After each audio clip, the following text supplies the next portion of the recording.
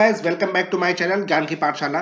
ज्ञान की पाठशाला में आज हम बात करने जा रहे हैं आरआरबी जेईई की जो वैकेंसी निकली है इसका रिक्रूटमेंट प्रोसेस क्या है।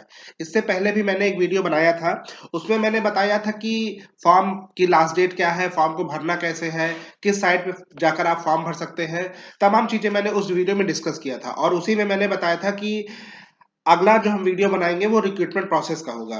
तो आइए हम बात करते हैं कि आरआरबी जेईई के लिए अगर आप एलिजिबल हैं तो आपको रिक्रूटमेंट प्रोसेस कैसा होगा, कैसे आपको परीक्षा देनी है, किस सब्जेक्ट को आपको पढ़ना है, किस सब्जेक्ट को आपको छोड़ना है। सारी चीजें इस वीडियो में हम आपको डिटेल्स में बताएंगे। तो वीडियो पूरा देखिएगा और वीडियो को हमेशा की तरीके लाइक करिए, शेयर करिए और सब्सक्राइब जरूर करिए। तो आइए शुरू करते हैं। सबसे पहले हम बात करते हैं कि फॉर्म भरना कैसे। तो मैंने पहले भी बताया है कि कोई भी कैंडिडेट एक ही बोर्ड में फॉर्म भर सकता है, वो अलग अलग रिक्रूटमेंट बोर्ड में फॉर्म नहीं भर सकता है, क्योंकि सारे बोर्ड्स की परीक्षा एक ही दिन होगी और अगर आप एक से ज्यादा फॉर्म भरेंगे तो आपका फॉर्म रिजेक्ट हो सकता है। ठीक है। इसके बाद ये जो परीक्षा होगी वो 4 चरणों में होगी। Stage 1 computer based test CBT 1 होगा, इसके बाद स्टेज 2 होगा सीबीटी, ये भी होगा, फिर डॉक्यूमेंट वेरिफिकेशन होगा और इसके बाद मेडिकल आपका एग्जाम होगा। ठीक है। तो ये 4 चरणों में होने वाली परीक्षा है। इसमें जो है कि जब आप परीक्षा देने जाएंगे तो आपके जो साइट है उसी पर आपको डेट जो है वो बता दी जाएगी, आपका एडमिट कार्ड जो है और स्थान जो है जो आपने मांगा है सेंटर, वो आपको मिल जाएगा। एक चीज आपको ये ध्यान रखना है कि जब भी आप इस एग्जाम को देने जाए तो इसमें किसी प्रकार का कोई भी mobile phone, calculator, electronic gadget जो है वो अलाउ नहीं है। तो आप जब भी एग्जाम देने जाइए तो ये सब आप सामान जो है अपना बाहर ही रख के जाइएगा। अब हम बात करते हैं स्टेज 1 की। तो स्टेज 1 जो है जिसको हम सीबीटी 1 बोल रहे हैं, ये एक सिर्फ स्क्रीनिंग परीक्षा है जिसका समय है 90 मिनट और टोटल जो नंबर ऑफ क्वेश्चन इसमें आ रहे हैं वो 100 क्वेश्चन आ रहे हैं। तो सीबीटी 1 1.5 घंटे का पेपर है, 100 क्वेश्चन आएंगे और ये जो 100 क्वेश्चन आएंगे वो मैथमेटिक्स के हैं। ठीक है। जनरल इंटेलिजेंस के हैं, रीजनिंग के हैं, जनरल अवेयरनेस के हैं और आपका जनरल साइंस है। ठीक है। जो जनरल साइंस है ये क्लास 10th तक का जो भी physics, chemistry, biology, life science वगैरह जो सिलेबस है यही सब इसमें पूछा जाएगा। ठीक है। तो देख सकते हैं कि इसमें जो सीबीटी 1 है इसमें मैथमेटिक्स के 30 क्वेश्चन आएंगे, रीजनिंग के 25 क्वेश्चन आएंगे, जनरल अवेयरनेस के 15 क्वेश्चन आएंगे और जनरल साइंस के 30 क्वेश्चन आएंगे। तो टोटल 100 क्वेश्चन आएंगे और इनका जो ड्यूरेशन है वो 90 मिनट है। हर एक क्वेश्चन के लिए एक नंबर डिसाइड है। तो 100 क्वेश्चन और 100 नंबर के आपका ये पेपर सीबीटी 1 जो है वो होगा।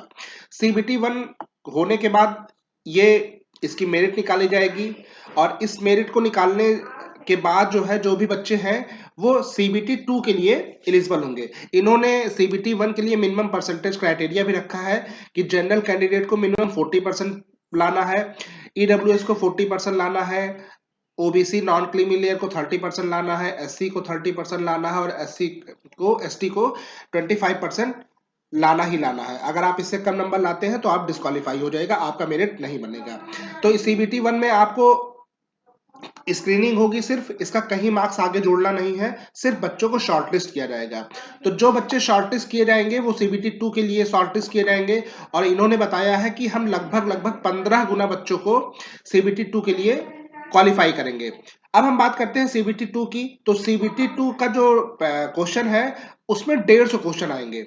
नंबर ऑफ क्वेश्चन जो है वो 150 है और इसका जो ड्यूरेशन होगा वो 2 घंटे का है, 120 मिनट्स का होगा।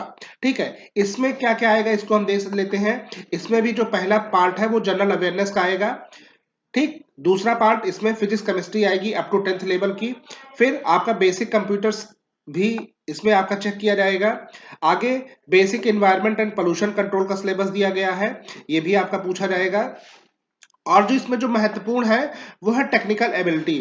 टेक्निकल एबिलिटी क्या है कि आप जिस कोर्स को के लिए फॉर्म भरे हैं, अगर आप मैकेनिकल से हैं तो टेक्निकल एबिलिटी का क्वेश्चन जो आएगा वो मैकेनिकल से आएगा, सिविल से भरे हैं तो सिविल का आएगा, इलेक्ट्रॉनिक्स से भरे हैं तो इलेक्ट्रॉनिक्स का आएगा, आईटी से फॉर्म भरे हैं तो आप आईटी का आएगा। मतलब जिस पोस्ट के लिए आपने फॉर्म भरा है उसी रिलेवेंट ब्रांच से आपका टेक्निकल एबिलिटी का क्वेश्चन जो है वो आएगा। अगर हम इसमें क्वेश्चंस की बात करें तो सीबीटी 1 में जनरल अवेयरनेस के 15 क्वेश्चन, फिजिक्स और केमिस्ट्री के 15 क्वेश्चन, बेसिक कंप्यूटर साइंस के 10 क्वेश्चन, इन्वायरमेंट के 10 क्वेश्चन और टेक्निकल एबिलिटी के 100 क्वेश्चन आएंगे। तो टोटल ये जो नंबर्स ऑफ क्वेश्चन है 150 है और इनके जो मार्क्स है वो हर एक क्वेश्चन के लिए 150 मार्क्स असाइन किए गए हैं और इनका जो ड्यूरेशन है वो 120 मिनट जो है वो 2 घंटे जो है वो निर्धारित किया गया है। ठीक है, इसमें एक महत्वपूर्ण बात है कि सीबीटी 1 की बात करें या सीबीटी 2 की बात करें तो दोनों में 1/3 जो है जो है निगेटिव मार्किंग बताई गई है।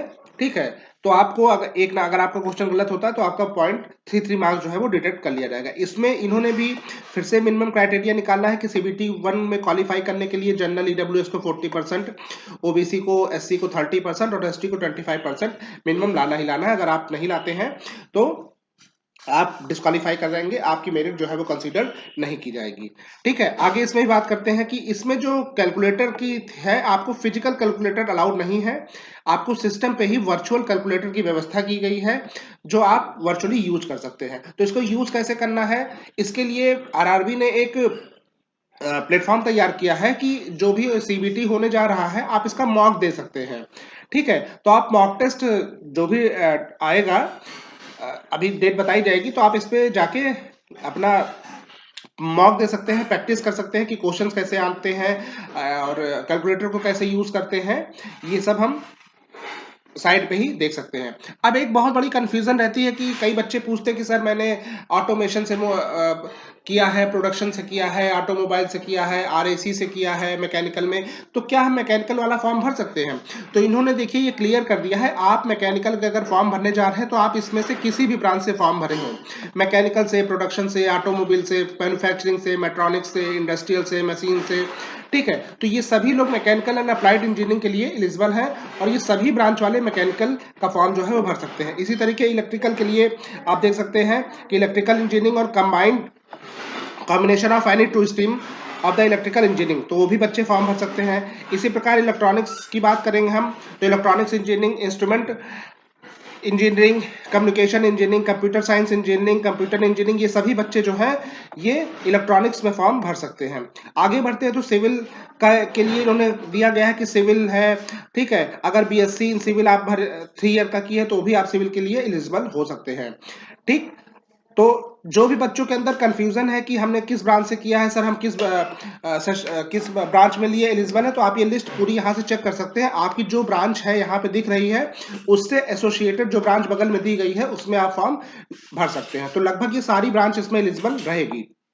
अब हम बात करते हैं स्टेज 2 के बाद। स्टेज 2 के बाद आपको शॉर्टलिस्ट फिर से किया जाएगा, मेरिट बनाई जाएगी और मेरिट बनाने के बाद आपका डीवी किया जाएगा, डॉक्यूमेंट वेरिफिकेशन किया जाएगा। ठीक है, और डॉक्यूमेंट वेरिफिकेशन के बाद जो अंतिम चरण है वो मेडिकल आपका होगा। और मेडिकल का मैंने पिछले वीडियो में बताया था कि आपको किस कैटेगरी का मेडिकल चाहिए और किस पोस्ट के लिए चाहिए। तो अगर आपको मेडिकल का कोई भी कंफ्यूजन है तो पुराना वीडियो आप वहां से देख सकते हैं कि हमें किस स्टैंडर्ड का मेडिकल चाहिए। और मैं फिर कह रहा हूं कि जिस कंडीशन आपका जो लेवल है मेडिकल का वही फॉर्म आप भरिएगा। ऐसा ना हो कि आप मेडिकली फिट ना हो उस पोस्ट के लिए और आप यहाँ सीबीटी 2 क्लियर कर ले और बाद में आपको बाहर कर दिया जाए। तो आप मेडिकल स्टैंडर्ड जरूर चेक करके फॉर्म भरिएगा। तो ये रहा इसका रिक्रूटमेंट प्रोसेस।